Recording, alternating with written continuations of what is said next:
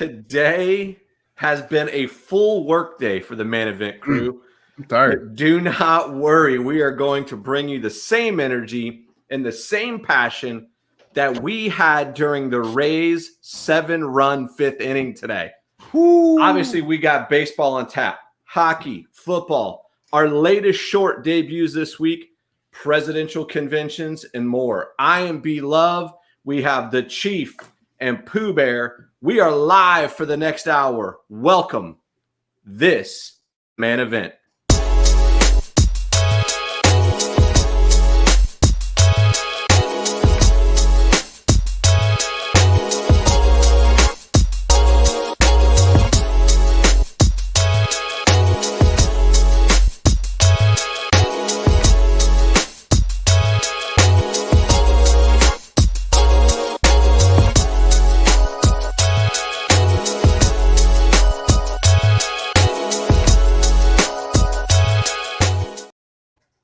Well, boys, we got a tough night ahead. Do you know what we're up against tonight? It's a monster. Do you know what we're up against? We're up against a monster. The MTV Video Music Awards tonight. Does any of y'all know that MTV still had a channel? Do they still make video music? That's what I want to know. Do they make videos anymore? No. Well, to be fair, MTV never really did make videos. They just played them. Okay, yeah, but so I'll change the question. Do they play videos anymore? Not that I've seen. Okay. But I'm not a 16-year-old. I don't even know that I have MTV. Huh. Does anybody know if they get that through their cable subscriber? I have MTV. I've seen MTV. I've clicked on the button that says MTV Classics because that's what I'd be most interested in, and I don't get that one. So I know I do get regular MTV. If I ever click on it, there's nothing I want to see on it. So if there's no videos, how do you award videos? They still make them. The last video I saw was the horse. Oh my gosh. Old Town Road. Old Town Road. Oh, that was a huge hit last year. Yeah. Yeah. So I did see that video. I don't know where they show it. I don't know where they air it, but I did see that video. I don't even know where I saw it, in all honesty. Listen, I'm going to venture to guess you probably saw it on YouTube. Maybe they should call it the YouTube Video Awards. Or Vimeo. What's the other musical channel? By the way, if they're going to give awards out on YouTube, we should win Newcomer of the Year. I agree. Totally. You think so? Hands down. Newcomer of the Year. Without a doubt. What do you – okay, so back to MTV just for just a second. You know, I mean, I was thinking about this. What was your favorite video? Well, one of my favorites is going to be November Rain. Oh, that's a good one. Oh, that is a good one. You know, it takes like 20 minutes to play. It might as well be a movie.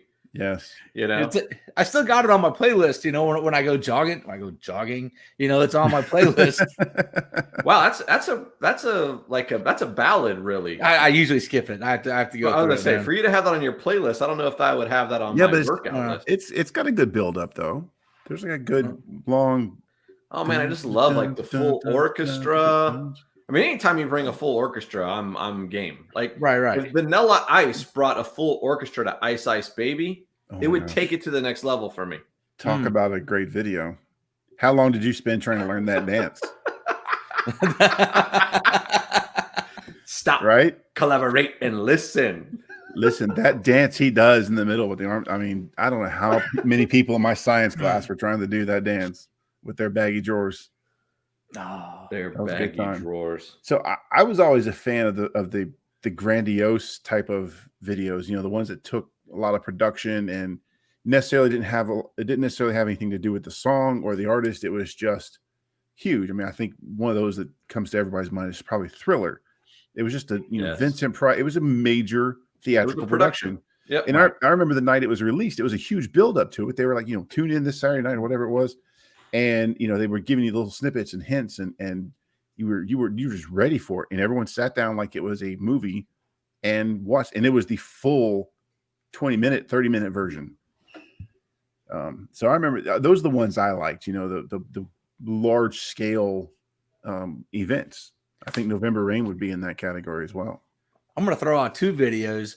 One of them you guys are going to get right away. The second one is going to be a surprise to you. I guarantee it. These are videos that I like to watch. Okay. So the first one, no brainer. This is the video that I like to watch was Cherry Pie by Warrant. Okay, we don't need to get there, Chief. No surprise. That was a great video. Bobby fantastic. Brown, right? Yeah. Bobby Brown. Yeah, it's Bobby Brown. The video production was fantastic. The prosthetic smile that he had. That's one of the things I remember the most from that video. Oh, okay. So can I guess the other one? Can I guess the other one? You can guess it, but you're gonna be wrong. Go ahead. Since you've already started down this road, I'm gonna go with "Like a Virgin" by Madonna. Wow, that's a good one, but that's not it, man. That is not it. So, who you want to try guessing? Well, I guess it matters on why you remember it or what it is that you're. Dude, it was just a fun video to watch. We would dance to it. It was just nuts. I mean, I don't know. It was fun. That's okay. Why. It was fun. I don't know. Okay, I'm gonna go with "Grooves in the Heart" by Delight. Oh my goodness! The slide whistle, right? Yes.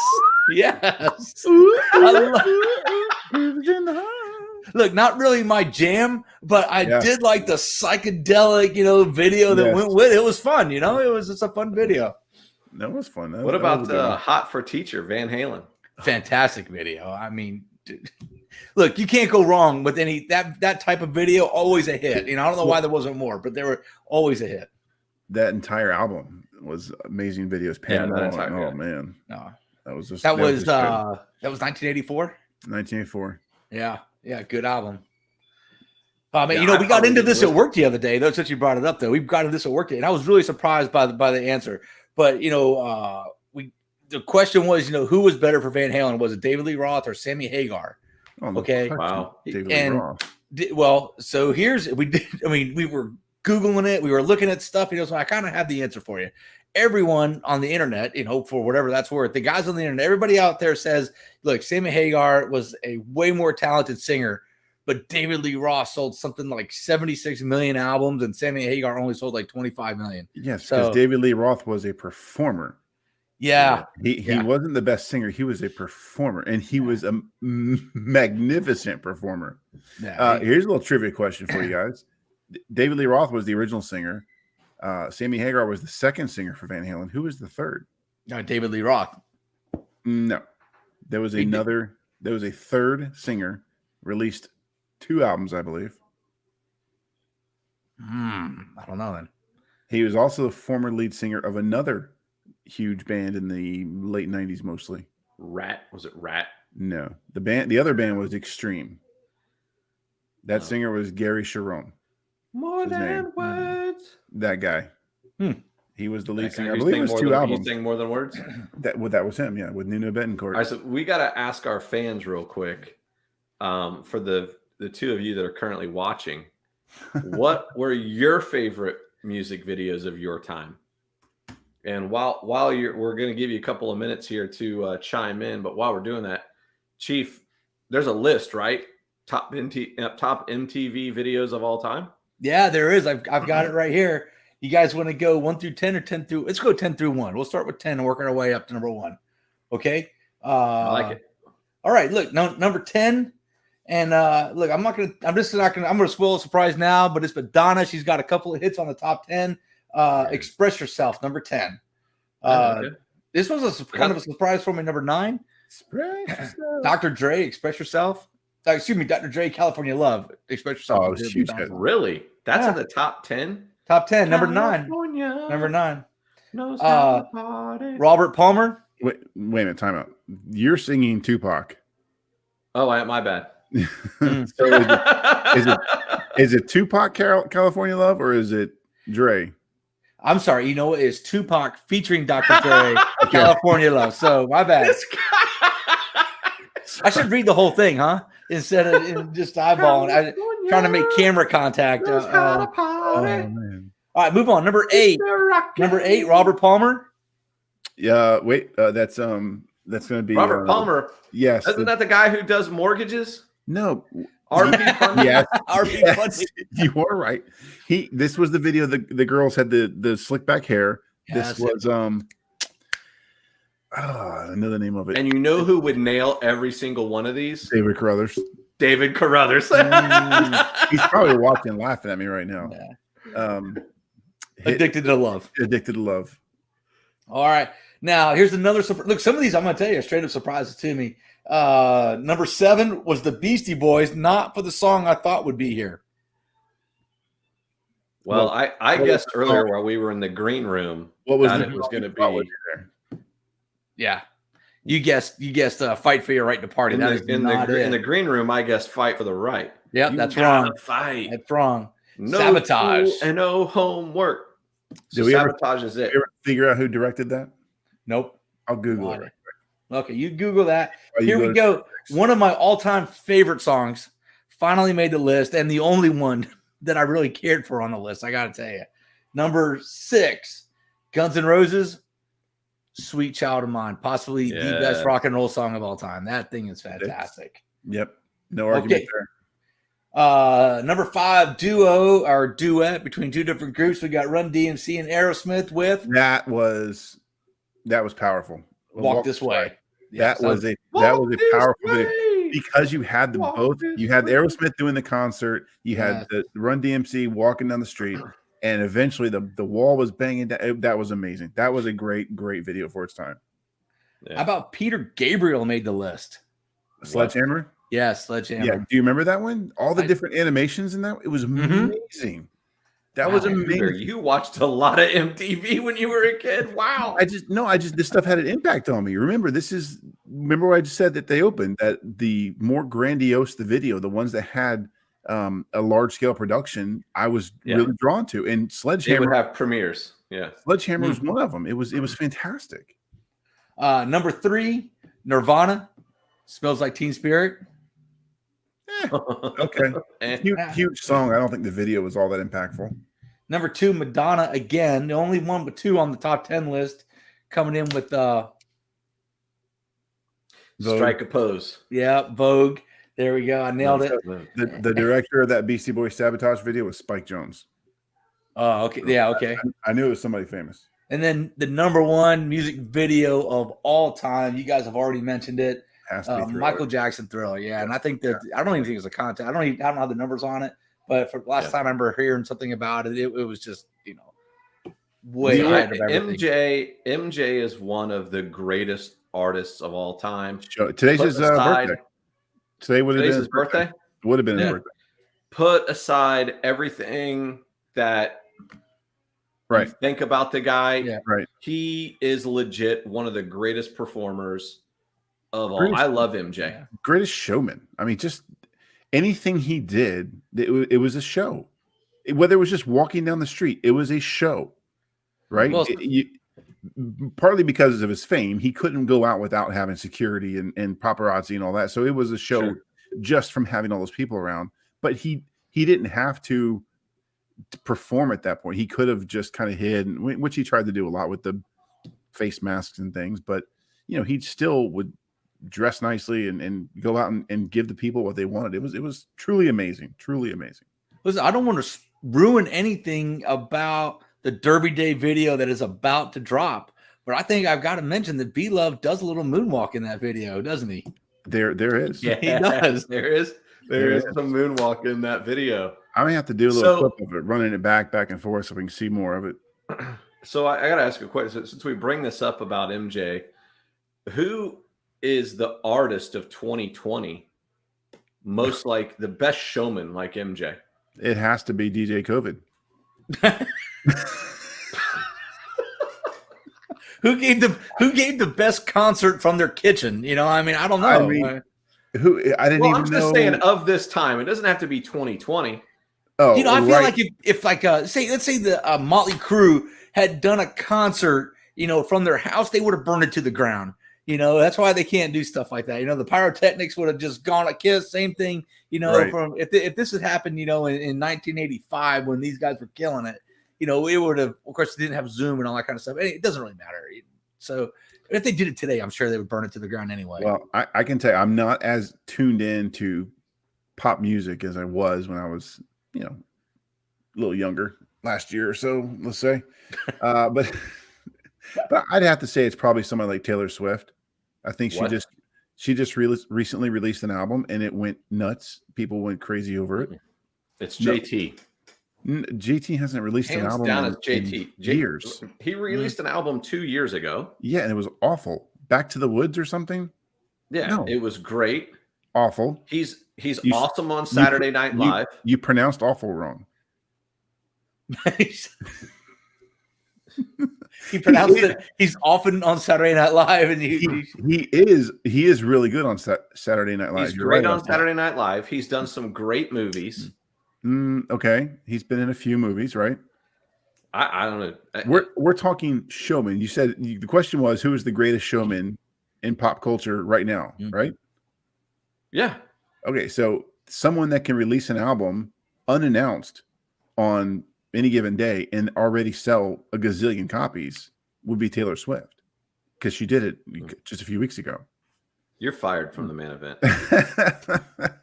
Look, the main event has started talking about Taylor Swift. It's time to move on to another subject. That is not a manly event. You are right about that. Right, do we have some NBA? Do we have some NBA news we can talk about or something around here? No. The NBA makes itself more irrelevant every single day. Well, you got that right. But with that said, moving on, Marvel lost an icon this week. Oh, yeah.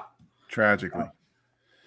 Chadwick Boseman, the actor who portrayed the Black Panther and amongst other things, the sports tie-in, he did portray Jackie Robinson in 42, which was a fantastic movie. Great movie, by the way. Yeah, he did a great job in that. So I think the most shocking thing, aside from a young man passing away and all that kind of stuff, was the fact that most people, from what I know, didn't know he had any cancer symptoms or anything wrong with him.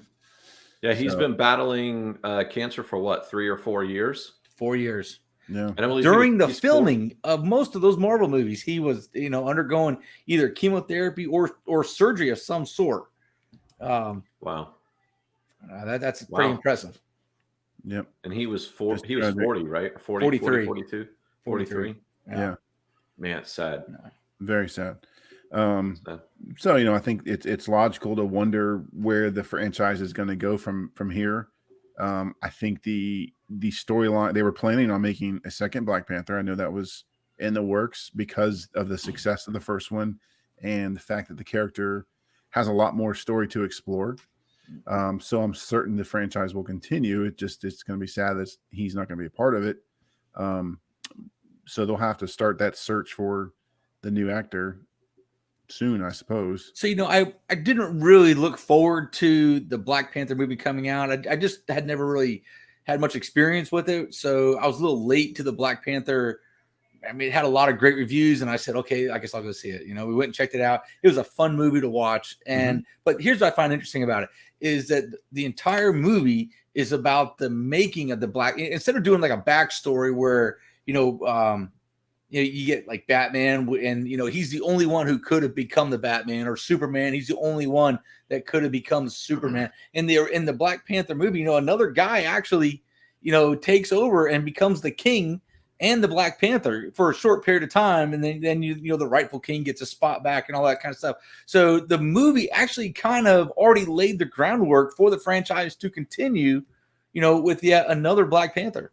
That's an interesting perspective because, so essentially all the new king who would be the new Black Panther would just have to eat that flower or whatever that was happened in the movie. Wow. Yeah. Ruining Forrest Whitaker for me, right? I've never seen it. You totally just ruined it for me. You still haven't seen it?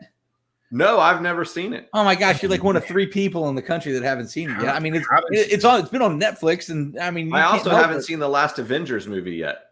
Oh my gosh, they win. So now, okay, ta-da! Spoiler alert. Now, I mean, come on. What's funny about that is like every week you would ask me if I had seen that movie yet. You couldn't wait to talk about it, and eventually you just quit asking. Oh, it's been like a year now. I mean, for crying out loud. We're going to reduce your salary by half. So awesome. So I'm getting paid a half a penny this year. This year, yes. This year. Maybe. So yeah. So how about here is some exciting news in I guess we could say media or entertainment, other than the main event has a new short dropping this week. Bill and Ted's Excellent Adventure is coming for a three-peat. They got a new movie, Bill and Ted Face the Music. Now, you guys have both seen the first two, right? Yeah. Have you seen it? Of course I've seen Well, I just want to make sure. I mean, only got two of the biggest movies out there. You haven't. The biggest movie in the past 5 years you haven't seen. So let's not say. What was the biggest movie in the last 5 years? The Avengers? Endgame. Yeah. I mean, all right. I'll tell you what. I'll watch it this coming weekend. Don't do it if you don't want to. But the point is, don't act surprised. I'll watch it. If we didn't know you had watched Bill and Ted if you haven't even seen the Avengers. Well, listen, Bill and Ted was relevant when I was like, I don't know, in junior high school or something like that. That's how I learned all about Socrates. If I had never seen I would never have the love Socrates, dude. Theophily as I do today. You would have never learned what a real Iron Maiden is. That's right. Wow. I mean, since then, you got to realize that, I don't know if it was Bill or Ted, but, he's been stuck in the Matrix for a while, and then he became an assassin. I mean, this guy has lived, He's got some stories to tell. Also in what, Speed? He was in Speed? Oh, Speed 1 and 2, right? Or maybe just 1. Maybe just Speed 1. But, yeah, they were just kids when they did the first, they were fun movies, fun movies, not much story development in there, but so I'm interested to see, what this one does. I actually think that this could be a really fun movie to watch. Especially if Rufus is in it. Yeah. I think Rufus passed away though in real life. Man. I can't watch it then. Because here's another one. Here's another one from that was played by George Carlin. I believe George Carlin has left here. You're right. You're right. Here's another one from our youth. Did you guys see that there was a spinoff of the Karate Kid called Cobra Kai? Yeah. Yes. They were the bad guys. Well, I noticed it seems odd that they make it. Seems that it's odd to make a movie out of the bad guys, but and they lost too. I mean, they were the losers. Usually, you don't get, that's the TSG is in the house. Oh, hey, terrible shot guy made it. Does he have a favorite video? He missed a segment on the main event, but I mean on the MTV stuff. But I wonder if he has a favorite music video because he's kind of between eras here. Between yeah, we'll give him a second. But the Cobra Kai, you're right. They were the villains in the original Karate Kid, the first one. Right. By the way, I watched it again last night with my two kids, and it's still a pretty decent movie. There's a lot of stuff I forgot about it.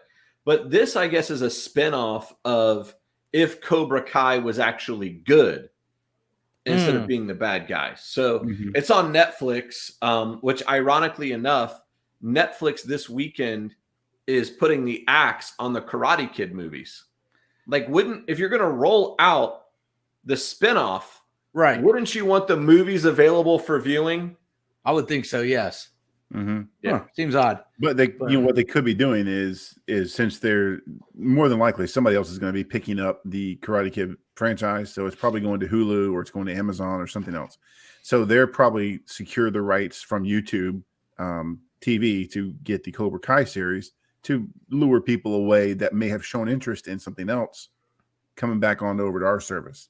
Because you know how it goes. Once you start watching one thing on Netflix, it starts suggesting other things, and you're down a rabbit hole. And next thing you know, it's 3 a.m. and there's money missing off the table, and your tooth fairy's knocked up. So, Bila, what was the point to making your kids watch the Karate Kid? I mean, is this some sort of self-defense pandemic course that you got them going through? Well, they're doing the crane, for. I think his wife just bought that bonsai tree, and she needs somebody to trim it. See, there's no bonsai tree, but I guess just just some excitement got built up of this spinoff, and hey, if it's available on Netflix and the kids may want to watch it, it's kind of like when Star Wars started coming out, I made my kids go back and watch it in the original version, right. in the original order. so that they could get caught up on the storyline. You kind of wanted to do the same thing with the Karate Kid. So did your kids like the Karate Kid? So I guess did it stand up to the test of time? It did. It's got to be 30 years old by now, or even older. I don't know. Probably pretty close. Yes. Yes. So, anyways, it was still great. Daniel LaRusso wins. Again, he does the crane. Mr. Miyagi wax on with the best wax off, leg, paint the fence. Right. There was a remake of that with Jackie Chan and Will Smith's kid or somebody. Yeah, I think you're right. Yeah. Little Bow Wow, somebody's son. No, it was Will Smith's son, I believe. Okay. Yeah. Hey, how about TSG comes up with White Snake? Here I go again. That's a great one. Or in Madonna's Like a Prayer, which is, we already said Madonna's already made the top 10 list twice, and that would be a third one. Yes. So yeah, those are good picks right there, TSG. She ruled. Madonna did rule the video world for quite some time. Yes, for a long time. Just out of one, her hits were constantly on the charts, and two, she was so provocative in the video world.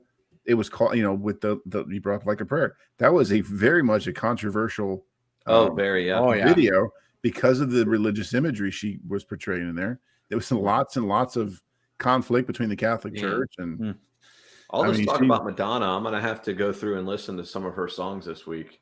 Yeah, it was like I'm getting I'm going through memory lane of all these this great music she did. All right, so let's move on. This is supposed to be a show more about sports, but we've talked about Madonna and Taylor Swift and superheroes in there, so that was almost the same. A little bit, So, man, what about Rays baseball? Good night, good day to be a Rays fan. How about somebody that? break up the Rays? Hey, Willie Adames with a grand slam today. Yes, Willie the kid with after the Chief dogged him out. Yeah, well, he deserved it. He earned it, so he gets it. I mean, first of all, he goes in and makes a bunch of errors. Playing shortstop. After I give him the props of saying that he will go the entire season, without making an error. Like the very next game, nothing but thumbs in the gloves. So you cursed him. Well, thumbs in the gloves. So this team has the best record in American League. Yes. They have the second best record in Major League Baseball, only behind the Dodgers. Who I'm going to venture have a payroll 10 times the size. And pitchers. Right. Yes. And they have a full arsenal of pitchers. I think we have 9 pitchers on the injured list. It's ridiculous. The amount of Rays players in the IL right now. Well, think of it. We started the season with 4 starting pitchers. That's all we had. We lost Chirinos to season-ending Tommy John surgery. He's done. So, I mean, at best, if Charlie Morton were to come back today, we would only have 3. He's not coming back today. They did show him, throwing some balls. He will be back for the Yankees series this week, though, was the report from Tricia Whitaker. Okay, that's great. Well, that is good news to hear. I'd not heard that. So that's actually pretty exciting. That's actually huge news. Okay, fantastic. So that means that tomorrow Glasnow takes the mound, and then Tuesday bullpen day. Yeah. Okay. I think the other thing that's great, what I'm loving about this season, we've been Rays fans since the inaugural season, right? Yep. And this team is not necessarily known for having a prolific offense. Right. But they are scoring runs. 12 runs today. There are only 2 teams in all of baseball have scored more runs than them. And again, that's the Dodgers and surprisingly the San Diego Padres. But in the American League, no other team has scored more runs than this team. You tack that on with a pretty stellar pitching staff, injured list or not. Right. The next guy, this rookie who's had 2 starts, I don't know that he's given up a run. Has he given up a run? I don't know. He didn't give up a run last night. He didn't give up a run last night. So did he give up a run in New York? I think he did. I think he actually gave up a home run in his second inning. But do you think that his success is just due to the fact that no one has seen him yet? They've only seen him for 2 games. Yeah. And I think the more film they see, the more. Yeah, I think that was up to it. My theory about if you ever notice, and I've noticed this watching the Rays bring up, farm hands. I guess you can't call them farm hands if they eventually make it to the major leagues, but when they debut pitchers, like I go back and think of Blake Snell and McKay last year, Archer, some of these guys that they brought up, David Price, over the years, they're almost unhittable in year one. Mm-hmm. Yeah. Year two, they start getting hit, and that's because there's enough tape on them. Mm-hmm. Right. But when they first come up, they're hard to hit. Nobody's seen their stuff, and shoot, the inside track Pooh Bear has on scouting in Major League Baseball. We know that it's not really up to snuff this year either. So who knows what kind of stats or scouting that you even have on this guy, other than now the 2 games that he's thrown. Well, The trade deadline is tomorrow. Yeah. Okay. So I'm make sure I've got my dates right here. Yeah. Tomorrow. The Rays were a little active today already, but no pitchers. Seems odd to me. That is the very surprising shocking to thing. me. Yeah. They're filling up on a position of glut already with the outfielders. Yes. Mm-hmm. So that's a little shocking to me. But you know what? If I've learned anything as a Rays fans, it is trust this front office. They know what they're doing. When they we don't know that they're picking up all of those guys to trade them in 2 days, to somebody else for some pitchers. To bundle them up. The bundle. Yeah. Who do we have on the trade block? Because obviously the Rays are buyers, right? We will make the playoffs. I think that's, I hate to say it's an absolute certainty, but I can't see them not making the playoffs. So they've got to be buyers, with what is there, 24 games left in the regular season or something like that. They've got to be buyers. Who's our trade bait? So I'm going to say something that will be unpopular with a lot of Rays fans, but I think Kmeyer is maybe some of our best bait out there. I agree. I mean, Kevin Kiermaier is a fan favorite for his defense. He is arguably the best center fielder in the game defensively. His base running is fun to watch. He does make some mistakes base running. His bat is not where it should be at this point in his career. Terrible. Well, it's going to be a team that's willing to pick up his salary. I mean, he got a nice bump a few years ago. Yeah. So that would be definitely someone they could trade for a pitching prospect, or actually a starter. They don't need a prospect. We need a pitcher. We don't need prospects. Yeah. And then the other thing is they have all those outfielders, the big hitting outfielders. Aside from this center fielder, you've got Sasugo, who's not fulfilling his role so far. They just traded Jose Martinez. Was that today or yesterday? So I mean, they've obviously see that is no longer a position of need. That is a position of wealth that they can use to bargain or like we just said, bundle. They just picked up two picks from the Cubs. That could easily be bundled with a Kiermaier, maybe another prospect, which is, by the way, the best in the bigs or best in the league as far as a farm system. So there's definitely a lot of cash in the account that they could definitely withdraw and still be okay.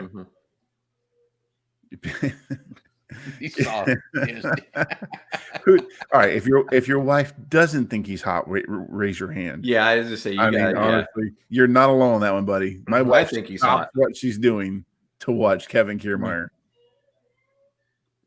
Oh man. Yeah, so exciting times. I mean, we'll see what happens, tomorrow, but yeah, obviously all of us are surprised they haven't gone for pitching depth yet. And I couldn't even find this guy. Was it Josh Fleming? Was it the guy, the new kid? Yes. Okay. Yes. He starts with an F. Yeah. Yeah, he's 2-0. Yeah. 2-0. Yeah, he's pitched really, really well. 1.7 ERA. He has struck out 9. I don't see any. Yeah, he's given up 2 earned runs. So one of them was a home run, and then 2 earned. So runs. They were both against the Yankees. Who, by the way, we swept. We get a chance to do it again tomorrow if we want. We get a chance to do it again starting tomorrow. Yeah. Let's. Man, speaking of New York teams, you guys see the Mets are for sale. Listen, I just checked my bank account. I'm going to go put an offer in on them. I'm going to sell the truck, see if I can get them. Yeah, I think they have an agreement. You're going to sell the truck. You're going to sell the truck. You're going to sell your house. You're going to sell the wastewater plant. He's going to need more. He's still got to keep going. You're gonna need to sell the county. We need to sell the county. Let's sell the fire department. You know, that's insane. Wow. Did you guys see? So, this guy who's buying them, Cohen. Yeah. So, do you know he originally made a bid earlier in the year for like $2.6 billion? That's a lot of money. I guess that wasn't like somehow the deal didn't work out or whatever. J-Lo and A-Rod got involved. They make an offer of like $1.7 billion, which, by the way, did you think J-Lo and A-Rod had that kind of cheese? Well, I think they were fronting a partnership group, and they were just partnership group. They were just the named, kind of like J-Lo was with the Dolphins. He was in with the Dolphins years ago. I think that was the theory behind that. So this guy is getting a steal because the current offer that looks to have been accepted is for $2 billion to buy the Mets. He saved $600 million. Wow. I mean, who was the fool that didn't take the 2.6? I hope they got fired. That's insane. So, but this is a New York team, right? So it's the largest TV market, I think, in the world. If not, it's definitely the largest TV market in the United States. And they're the number 2 team in New York. I mean, they're not even the number 1. They're the number 2 team. They are, but I think every owner hopes to become the number 1 team in a situation like that. So whoever it is that's purchasing the Mets is going to try to achieve being the number 1 team. And it's possible that the Yankees are the Yankees, but it's possible. The best thing that the Mets have going for them. Do they still have Tim Tebow? That's a good question. Farm system. Well, right now there are no farm systems. Just the alternative. Well, so he's unemployed, but I mean, when they bring back the farm systems, that's a good question. Maybe Tim Tebow was on the 60-man roster. He could have been. Now he's still under contract to do the SEC network Saturday morning stuff, right? Isn't he doing that? I believe so. Yeah. Yeah. So I don't know what his plans are for that. That is a good question. So, my question was, why doesn't someone like a Kevin James get involved? Right? He's a big Hollywood guy with a lot lot money that is a huge Mets fan. Huge Mets fan. Why Spike Lee, Mets or Yankees? Spike Lee. Billy Crystal. What about Billy Crystal? He's a huge Mets fan. I think he's also a Yankees fan. Breaking news on Tim Tebow. Oh, here we go. Ding, ding, ding, ding, and ding, ding, ding. And the Google says. You Google my sources. My sources tell me that Tim Tebow was cut from the Met system on back in March. Okay. Back in spring. Well, that's why they lost $600 million. Maybe. Wait a minute. Hold on. March is when COVID hit. Yeah, March is when the COVID hit. He may be and we've been speculating this might be one of the plagues. Oh man, you cut Tim Tebow and you started COVID. That's what I'm saying. I mean, you said it. I was just showing you. Wow. Yeah. Wow. Listen, why CNN and Fox haven't covered that yet? I don't know. So all we have to do to end COVID is just sign Tim Tebow. Somebody, the Marlins. You were terrible, right? You've got nothing going on. Sign Tim Tebow, end COVID, so we can get back to normal. Yes. So somebody fix it. Tim Tebow is apparently still in the Mets organization somehow. They must have the rights to him or something, but he's not on the 60-man roster, and he could get the call. If needed. So then he's like every other minor leaguer right now. Thank goodness. Okay, so he's still employed. Yeah, thank goodness. So now what? Now what do we have to blame COVID on? If it wasn't Tim Tebow. Carol Baskins, there you go. Hey, when we were talking about the price tag of the Mets, do you guys know who the richest man in the world is? Heard this on the radio. It's got to be Bezos. It is. Do you know how much he's worth? A lot of money. Enough to buy the Mets.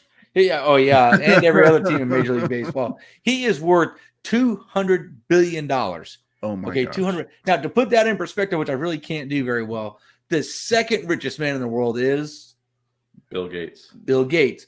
Bill Gates is closing in fast at only a net worth of 198 billion, 96 billion. 96, not 196, Wow. just 96. He Just is 96. $104 billion less. 100 and listen, when you say only 104 billion, remember that 4 billion is a lot of money. That 4 billion counts.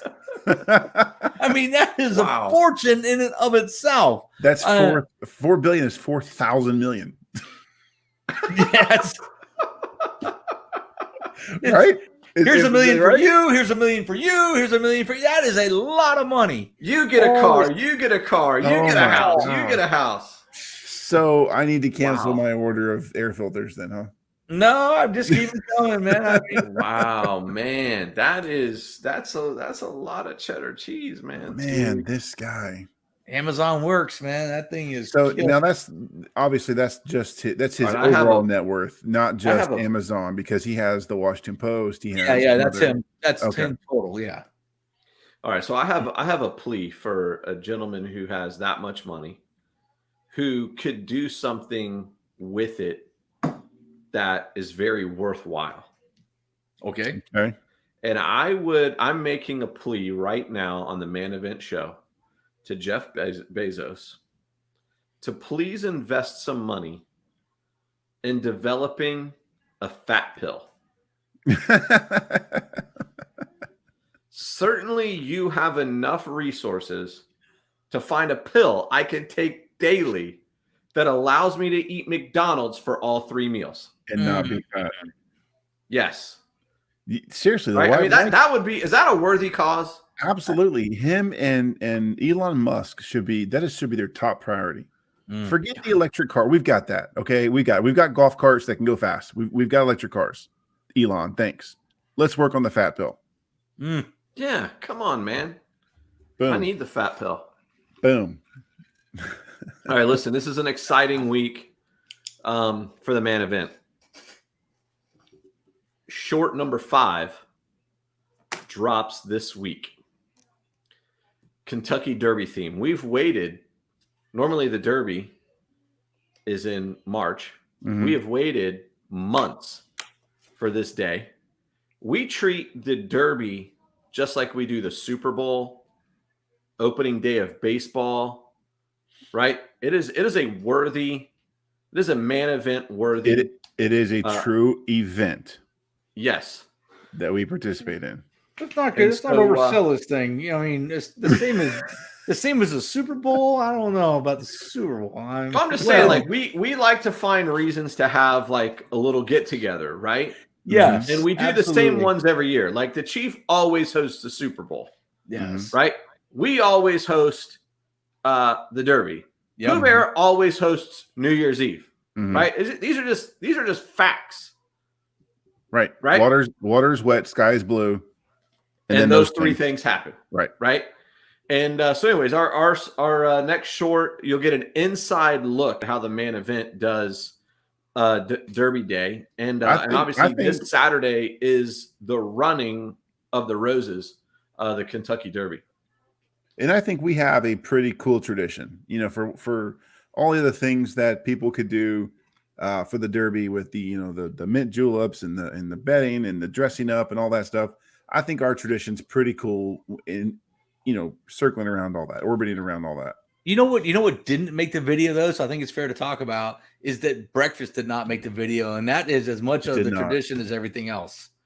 So, oh man, do you remember? Hey, should we invite Chief a couple of years ago? This is before Pooh Bear didn't join us this year, 46. But the very first year that we made breakfast a tradition, you and I had been on keto for a very long time at that point.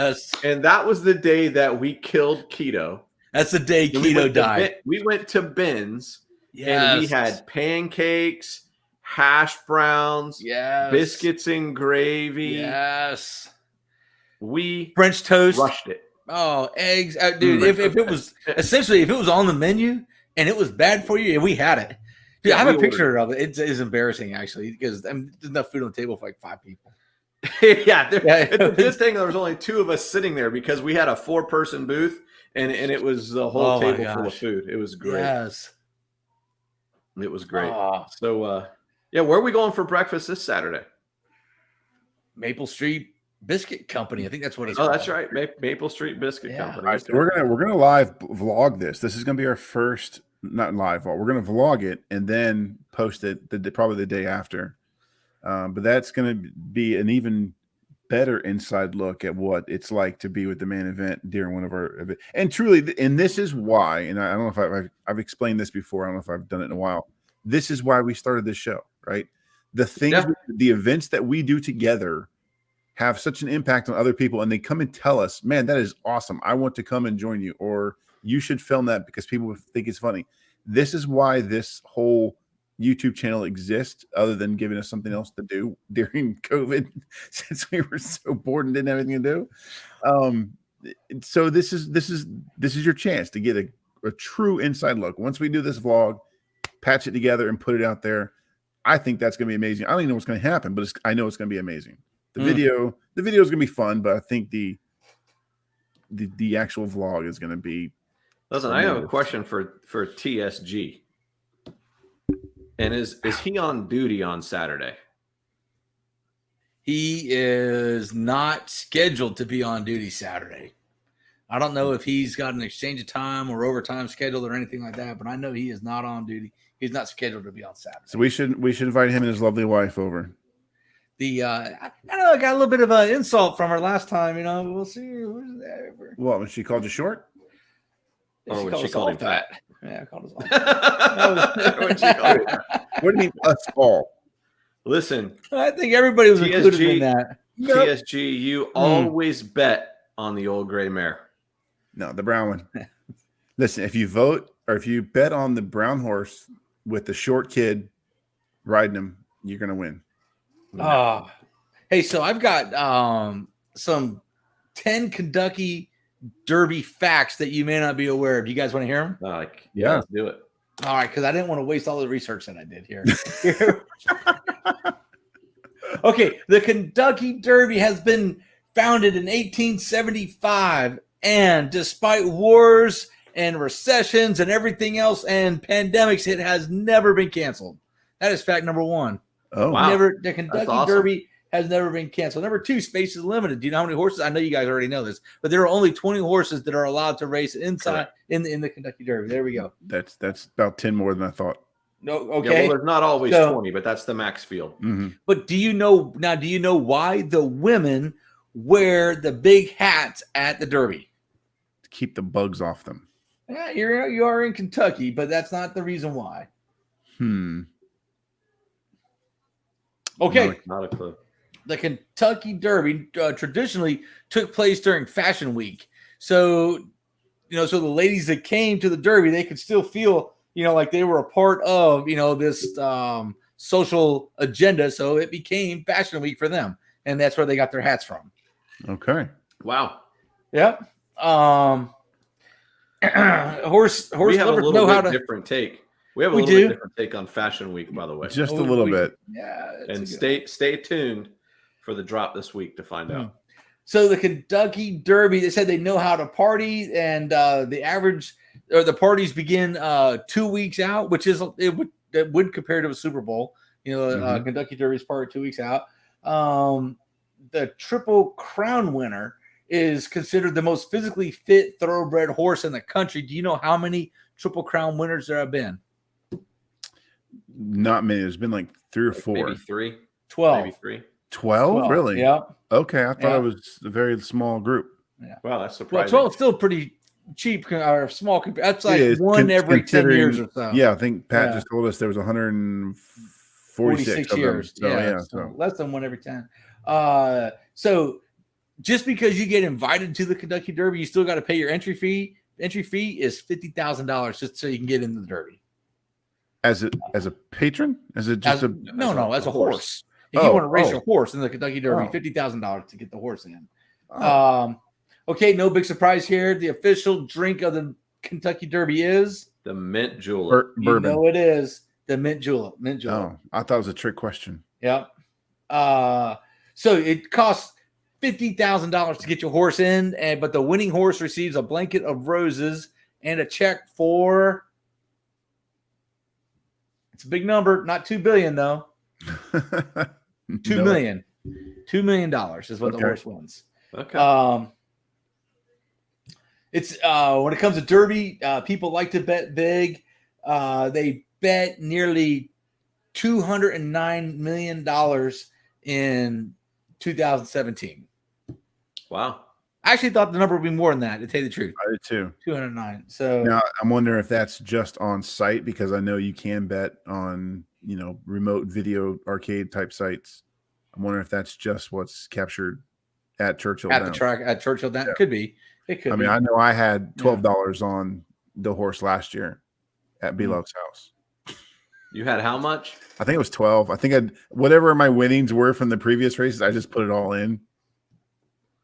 Did you walk away a winner last year? No, I did not. I don't think so. Maybe I did. I walked away a winner. I can tell you the number that. one bet that I won last year was that the Chief would fall asleep before dark. There was a lot of big talking going on outside, and none of it got backed up. I can tell you that. Look, TSG promises to redeem himself. I have a better. No, the mint julep. No, mint jupu. Oh, jupu. Oh no. No. No. Go. No. Yeah. What else you got? I got. Well, if we're gonna stay on Kentucky Derby, I got some Kentucky Derby jokes. If you guys want to go through these dad jokes with me, we can do that. You got 9 minutes. Well, it won't take 9 minutes. I got like 5 that are worth it, So, why do horse races like to fart when they buck? What the heck? Wow. Because to achieve full horsepower, they can't achieve full horsepower without gas. Little turbo boost. What did the waiter say to the horse? He said, "I'm sorry, I can't take your order. This is not my stable." Boom, boom. What gets a jockey drunk at the bar? A Furlong Island iced tea. These aren't. These okay. These are not good. You have a good one? I do. I'm trying to find it right now. Yeah, I'm trying. We need like QA/QC on these. Hold on a second. What it is? We need a trustworthy source to run through these and say, yeah, these are airable. Okay, here we go. We'll close with this one. Okay. This is fair enough. How do you make a small fortune in horse racing? Okay. A small fortune. How do you make a small fortune in horse racing? Put him on the horse. Start with a large fortune.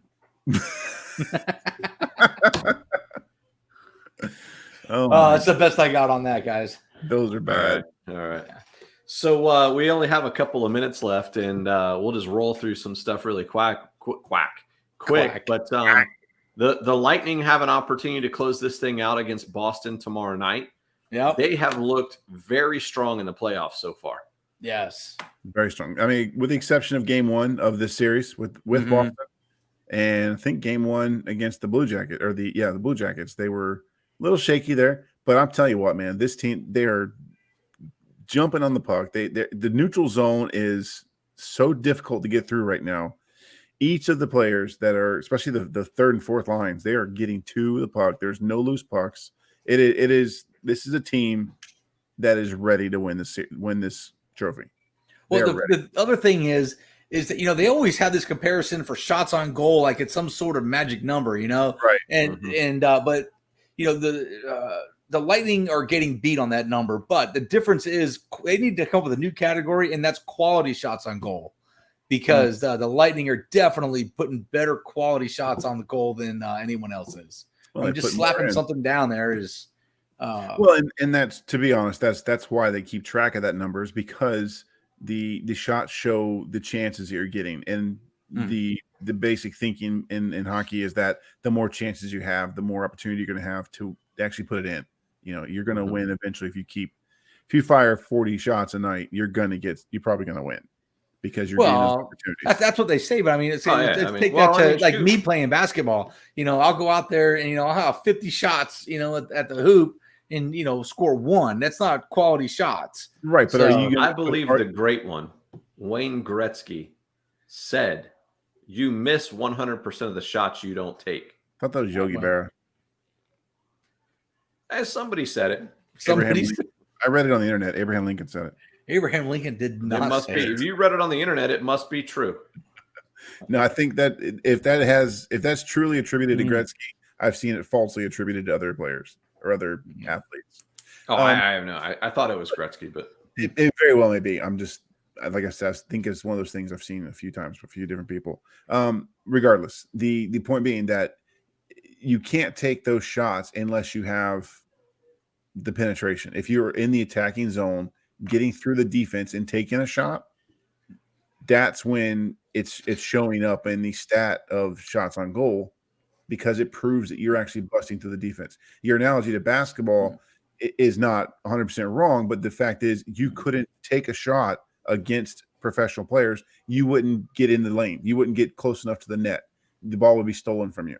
I'd be wheezing at the other end of the court. I mean, right. So the thinking behind recording the shots on goal is that the offensive player has made it past the defense in order to make a shot. So technically it is what you're saying, asking for. It is a quality shot on goal because you've made it past the defense. So I think, it is a worthless stat other than there's no points allowed for SOG. It's just strictly something to keep in track of and see, okay, who's been getting the most chances, which team, good guys or bad guys. What time do they play tomorrow night? That I do not know. Let me check my handy dandy. Chief, here's the bottom line on that. Numbers tell a story. Numbers tell a story any way you measure them. In business, in sports, I'm sure that numbers tell a story.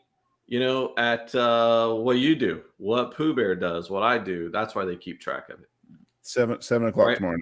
The thing is uncovering what story the numbers are telling you. Right, well, that's what I'm saying. These guys, just because that they're getting beat on shots on goal doesn't mean that every shot is a great shot. I mean, you're just hoping, like a Madonna, like a prayer is what they're doing. They're just taking these shots out there. They're not I'm going to give you a great analogy about how numbers tell a story. So what many of you know about the Chief is he has a lot of gym time hours.